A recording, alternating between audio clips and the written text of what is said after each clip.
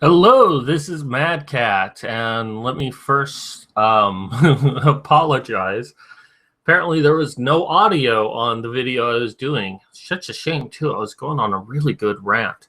Uh, I actually wasn't looking at the chat right at the beginning.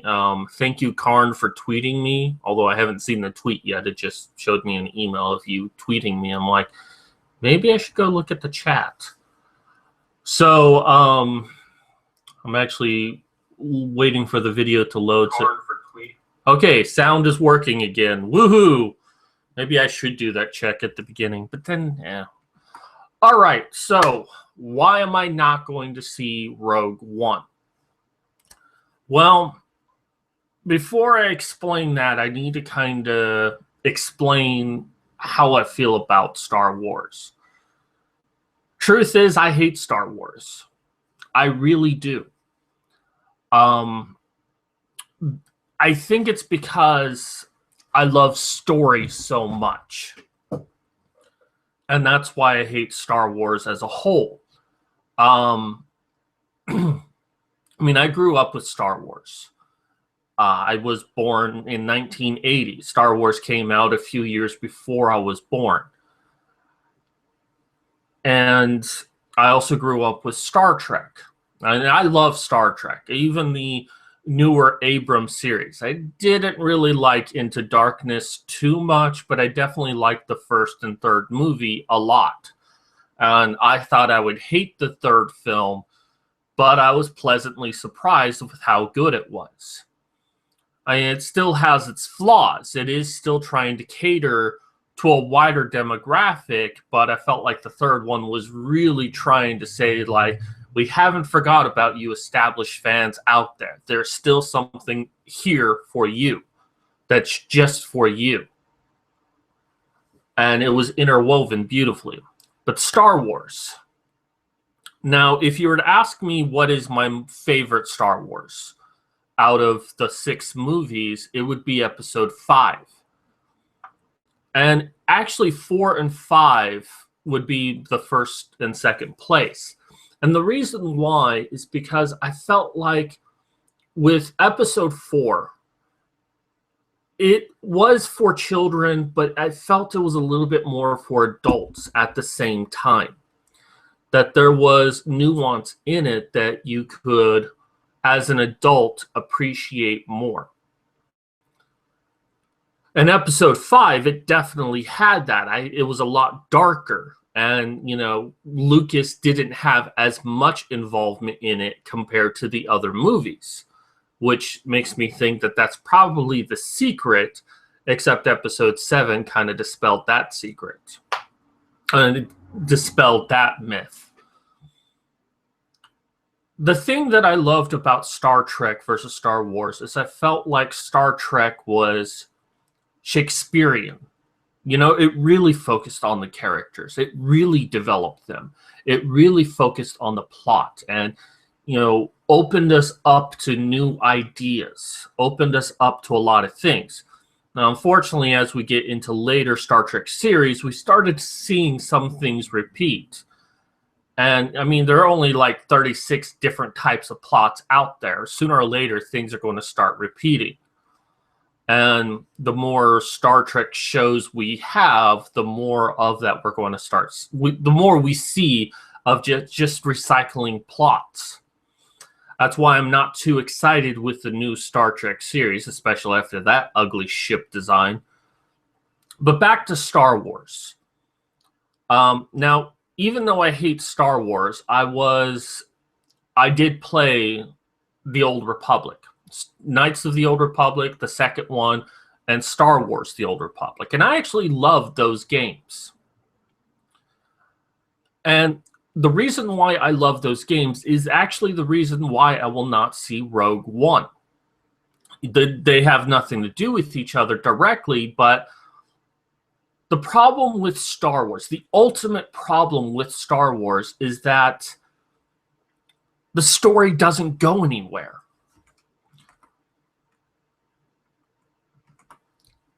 The story, I mean, when we watch 4, 5, and 6, yes, the story is moving forward. And then after 6 came out, that's where the story stopped.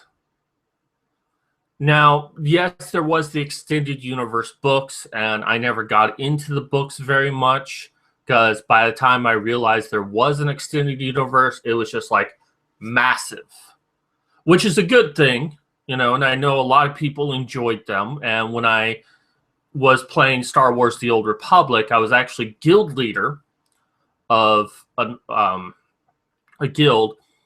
Well, of course, I was guild leader of a guild, but I was a guild leader. And I was also responsible for the role play, and I looked up a lot of information on Star Wars just to make sure that my members' RP what could fit within the universe itself.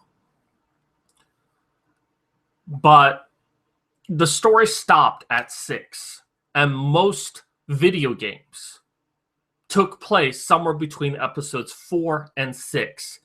Now, you did have the Jedi Knight series that took place afterwards, which I actually enjoyed those as well. And I believe Rogue Squadron might have. And I remember playing that as a kid. But then we got the prequel series to come out. The problem with the prequel series for me is I knew the ultimate fate. We have an old republic. They're going to lose. The Empire takes over. And the Empire loses. Where's the excitement here? And all you're going to be doing is tying up loose ends to make everything fit for the established canon. You can't change anything in the established canon, so everything has to fit accordingly. And that's exactly what they did. I had a lot of problems with the prequel series. I mean, I have a lot of problems with the established canon already, but the prequels, and that's pretty much why I won't see Rogue One. To see how they got the Death Star plans, is it going to change anything? No. They're going to make it match to Episode 4. And I already know how Episode 4 ends. I've seen it. Where's the surprise? Where's the awe? Where's the wonder? Now, people have said, oh, it's really, really good. And it's like, but I want the story to move forward. I don't need to know every intricate detail of this universe. Now, as much as I hate it, I will say that the universe is beautifully designed, but I think that had less to do with Lucas. Actually, Lucas kept a tight leash on the design of this universe. You know, I say that, you know, it wasn't him and it was him at the same time. I mean, everything had to be approved by him, but a lot of the creation of it really seems like it was those in the extended universe writing these novels. I mean, they had to do things under a very specific scope, but still, they created a very expansive universe. I mean, George Lucas wouldn't even identify what race Yoda was. That was a deeply held secret. It's like, no, no, no. No one can ever do anything about his race. He has to remain mysterious. And, you know, Lucas sat on this for so long. Look, if it was episode 1 that came out first, then I would have been happy to see the Clone Wars. I never watched them because I didn't care. As someone tried to explain to me once that why it was so important to see the Clone Wars, first the movies and then the TV show, because you can really get to understand the motivations of characters. So it's like, I already understand that. I don't need a new series to try to further explain it to me. And it might have been enjoyable, but again, it's telling a story of what we already know the end result to. You know, now with that being said, I haven't seen episode 7. And you might think, well, you know, if you want the story to move forward, then episode 7 would be what you want. And you're actually correct. Except for the fact, I don't think episode 7 really pushes the story forward. Everything I've heard about it is trying to recreate episode 4 for a new generation. I mean, you have a similar Death Star, you have similar enemies, and you have a young pup trying to learn to be a Jedi, or is already a Jedi. I don't know. I haven't really seen the films, but it's like it's just rebranding what's already there. And it's like, why do I want to see that? Plus the fact that the character is a Mary Sue. And, you know, the thing I liked about Luke is as much as a Mary Sue he could be, he still had his flaws. He was still a whiny bitch. And that was a good thing because it meant he had something to grow on. So by the time we see him in episode 5, he's a little bit more mature. And then by episode 6, he's a more fleshed out character because we saw that development. But automatically, we just have to accept that Rey is perfect exactly as she is and she'll never improve. Boring. I mean, when I was doing my guild, I would often call those Anakin Skywalkers, which to me is the male Mary Sue. There was nothing Anakin Skywalker couldn't do. And if it wasn't for the fact that episodes 4, 5, and 6 existed, then it wouldn't have been so obvious that he was turning to the dark side, which actually ruined his character development for me. Let me check out. So I'm going to look at some comments real quick. I'm not actually going to show them, but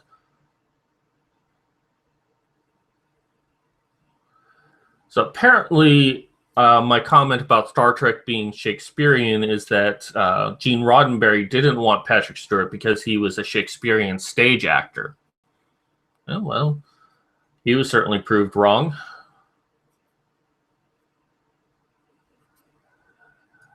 Someone who read the extended universe came out with 1 million books. Zedric, I don't believe we've met before. Nice to have you. Karn, there are some really good Star Trek books. Yes, I actually read many Star Trek books. When I was growing up, I mean, I was so much more into Star Trek than Star Wars. But at that point, I didn't hate Star Wars. But, you know, it's just, you had to pick one, and I picked Star Trek because it was just what was in my family. My mother would watch the old series all the time. I would read any book I could find on Star Trek, so... Zedric, yeah, but they weren't really one narrative. They were mostly like other episodes. You didn't need to read the others to know what was going on. Karn tells me, spoiler alert, Darth Vader dies.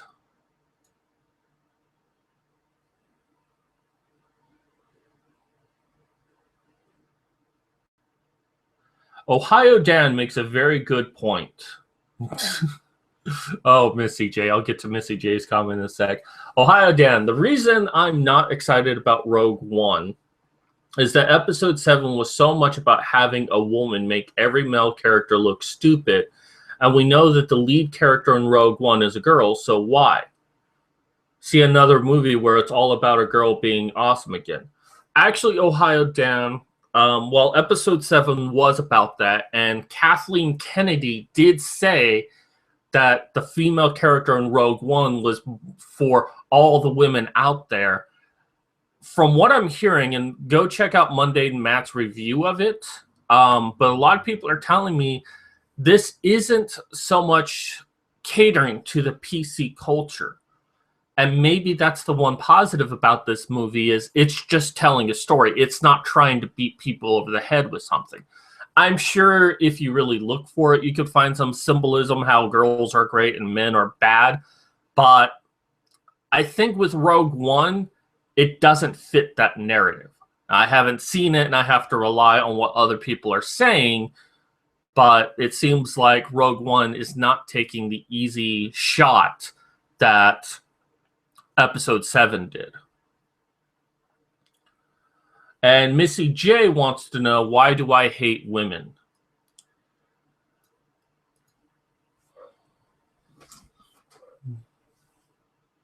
Well, because they annoy me. That's why.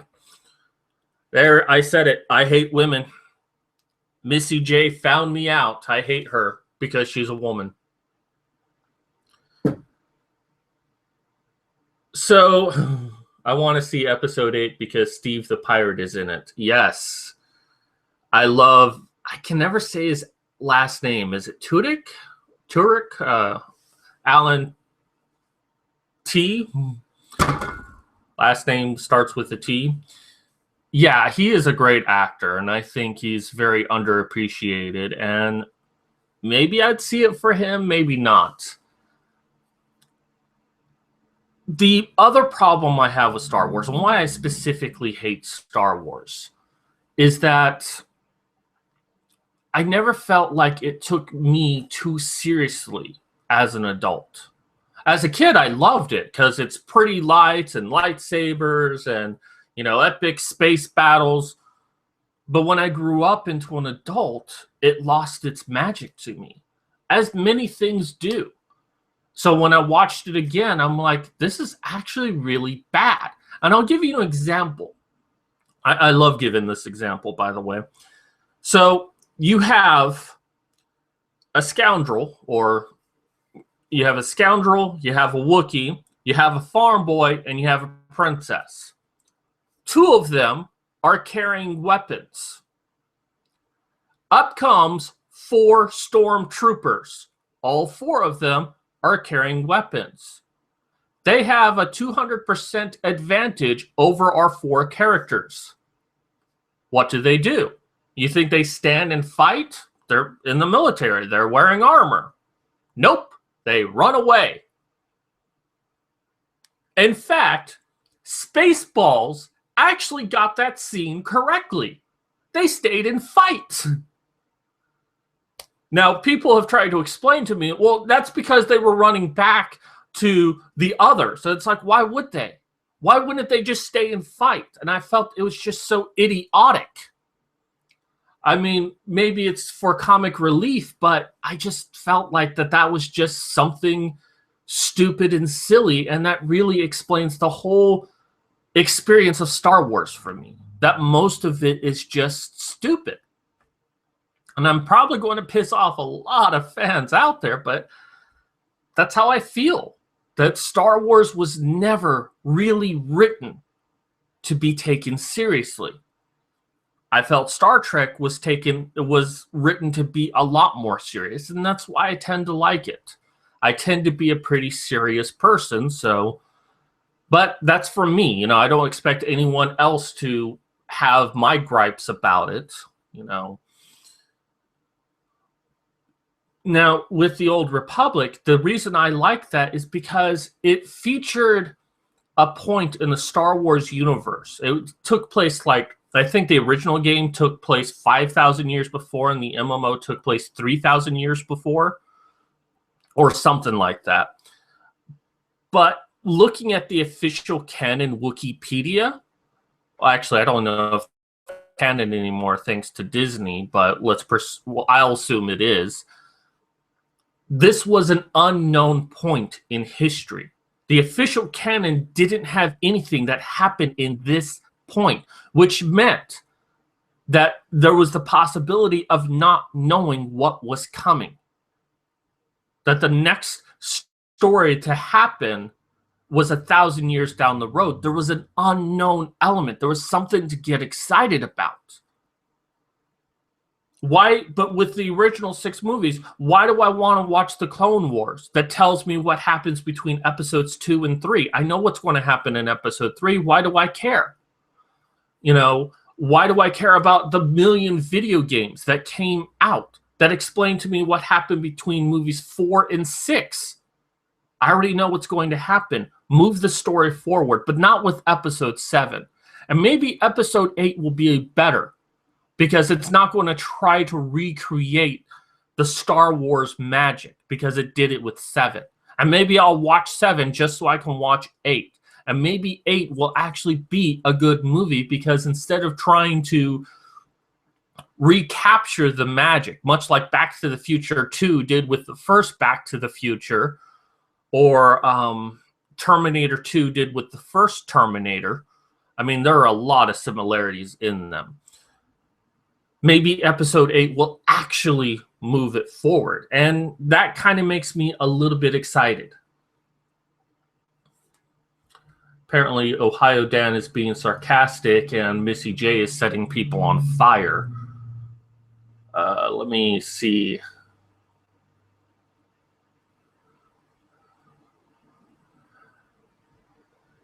Seems Missy J tells me it seems legit. I'm sure it's because I hate women.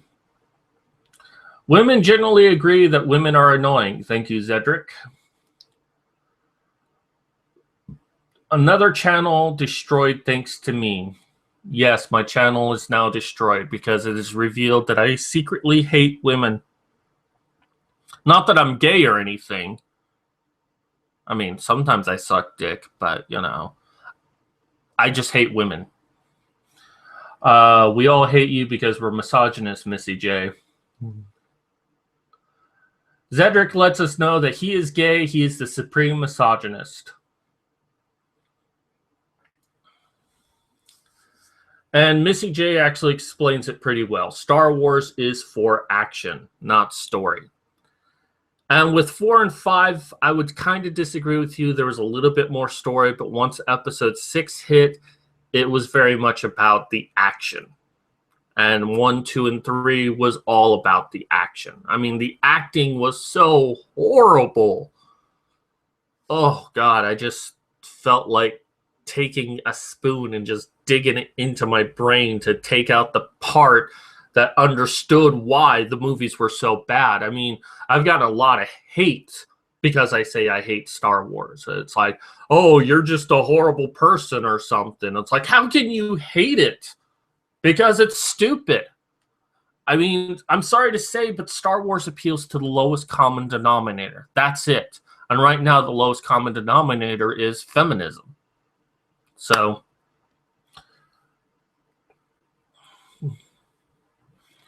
and Zedric lets us know that 7 actually had its moments. And unfortunately, I don't really want to see 7 because I know it does cater to PC culture. Women good, men bad, except for the black guy who was bad and now becomes good. It's a pointless story. And it's like they have their own Death Star. Why do we need another Death Star? Oh, they have another Darth Vader. And somehow Luke Skywalker is there, only we don't see him until the very end. And we get all the other characters to come back.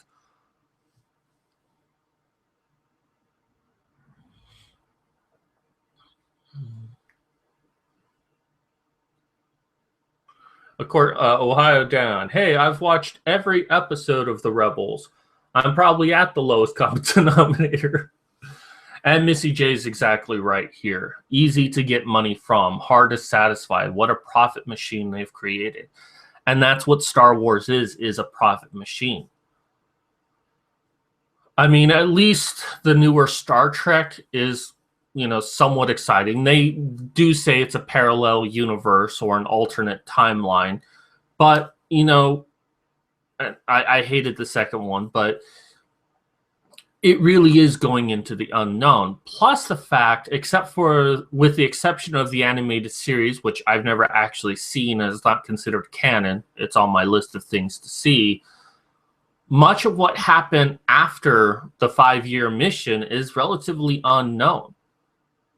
And supposedly they went on a second 5-year mission according to the books. So it's possible that if they made a 4th Star Trek film, we don't know where it's going, because the next series came out 80 years after the first one did, or maybe it was 100 years. So 100 years later. So we have 100 years of an unknown. And Star Trek is already established they don't care about the books at all. So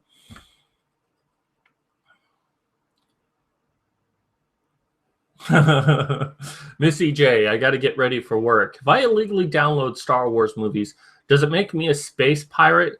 No, it makes you a humanitarian for not giving those people money. Anyways, I'm going to wrap it up. I've kind of gone off a wild tangent here. I'm not seeing Rogue One for a political... It's not for a political reason. It's because I want the story to move forward. I already know what's going to happen. Whatever character is going to get the Death Star plans, give to the rebels, then the rebels use it to destroy the Death Star. Where's the excitement? And I'm sure the action is great. Although some people have told me that the characters are flat. Some people have told me that the movie doesn't get good until the third act. And it's like, so I have to sit for 2 boring acts to get to the good part? I mean, if that's the case, then I'll wait until I can see the film on video and then just skip to the third act and watch that. If that's, you know, and then I can get everything I need because I saw the third act. So I'm not going to really pay money to see this film. And so unless someone wants to pay me to go see the film, then maybe I'll watch it and give a review. But move the story forward. That's all I want. Give me an unknown. I don't want to know how something's going to end. I want to be surprised. I want to be shocked. I want to be odd. And as many failings as Star Trek has, it has always been superior to me over Star Wars. Because there was an element, an unknown element, in every episode, in every movie. I mean, yeah, okay, the characters end up solving the solution at the end, and you can kind of see that a mile away, but you don't know what the repercussions of that decision are going to be. And that's the exciting part for me as a writer, as an author, as a moviegoer, as I want to see the denouement. I want to see what comes after the resolution. I don't want to already know it.